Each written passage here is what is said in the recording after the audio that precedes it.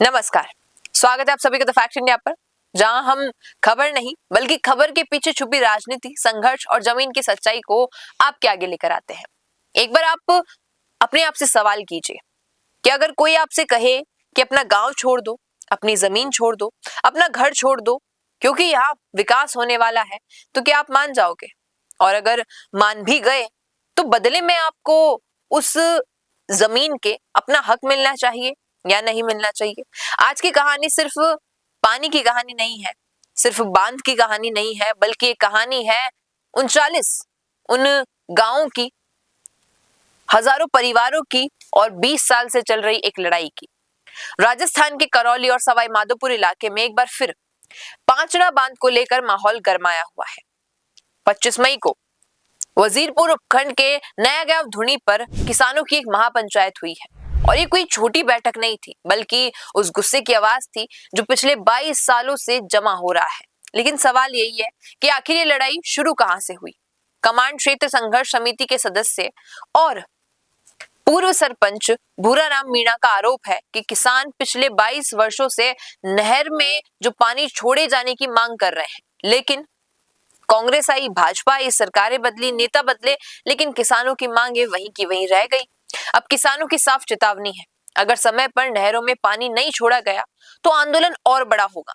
गांव-गांव जाकर लोगों को पीले चावल देकर बुलाया जा रहा है, क्योंकि किसानों का कहना है कि ये सिर्फ पानी ही नहीं बल्कि आने वाली पीढ़ियों का अधिकार है, उनके लिए एक लड़ाई है।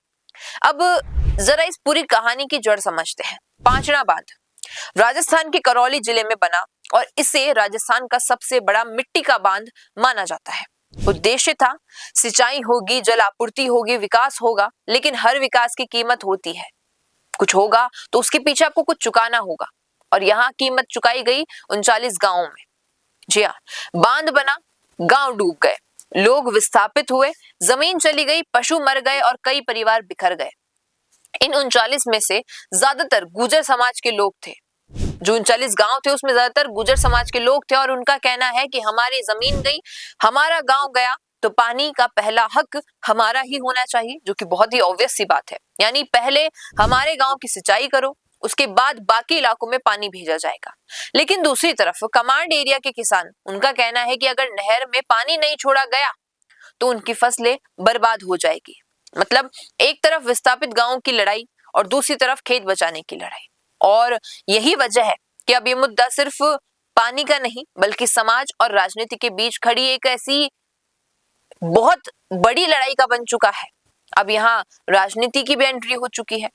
हाल ही में पांचड़ा बांध पर बड़ी महापंचायत हुई, जिसमें गुर्जर नेताओं जैसे विजय बैसला, सुनीता बैसला और दर्शन सिंह गुर्जर ने मोर्चा संभाला। उनकी मांग एकदम साफ थी कि पहले 39 गांवों को पानी दो, वरना पानी मत छोड़ो। यानी अगर हमें नहीं मिलेगा तो बाकियों को भी नहीं मिलना चाहिए। प्रशासन को टकराव का डर है, इसलिए भारी पुलिस बल तैनात किया गया।